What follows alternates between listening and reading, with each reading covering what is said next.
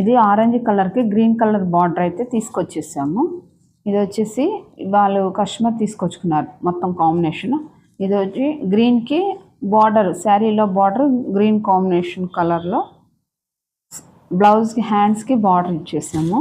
Neck వచ్చి normal పెట్టేసాము. Print వచ్చేసి customer అయితే ఇలా కట్ వర్క్ హైలైట్ చేసేసి సైడ్ డీ షేప్ వచ్చేటట్టు హ్యాండ్స్ హైలైట్ చేసేసి బొట్టిమన్నారు. ఇది నెక్ వచ్చి ఫ్రంట్ ఎల్ షేప్ వచ్చింది. ఫినిషింగ్ అయితే బాగుంది, కాంబినేషన్ కూడా బాగా సెట్ అయిపోయింది. ఆరెంజ్కి green colour.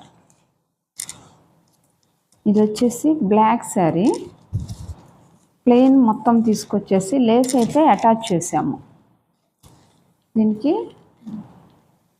L shape back neck సింపుల్గా ఇచ్చేసి ఫ్రంట్ కూడా అలానే ఇచ్చేసాము. డోరీస్ కూడా సింపుల్ ఇచ్చేసాను. ఇది లేస్ అటాచ్ చేసి వీ షేప్ ఇచ్చేసి ఇలా థ్రెడ్ పోస్ట్లు అయితే కస్టమర్ సెలెక్ట్ చేసుకున్నారు. 2 హ్యాండ్స్కి ఇదే మోడల్ వేసుకుంటే ఏంటంటే ఇలా వచ్చేస్తుంది.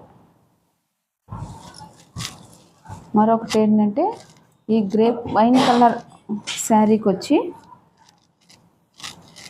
క్రీమ్ కలర్ది సెలెక్ట్ చేసుకున్నారు. ఇది వచ్చేసి ప్యాటర్న్ ఫుల్ హ్యాండ్స్ పైపింగే, మొత్తం సేమ్, ఎక్కడా పైపింగ్ ఇవ్వలేదు. గోల్డ్ పైపింగ్ సెల్ఫ్ అనేదే ఇచ్చాము.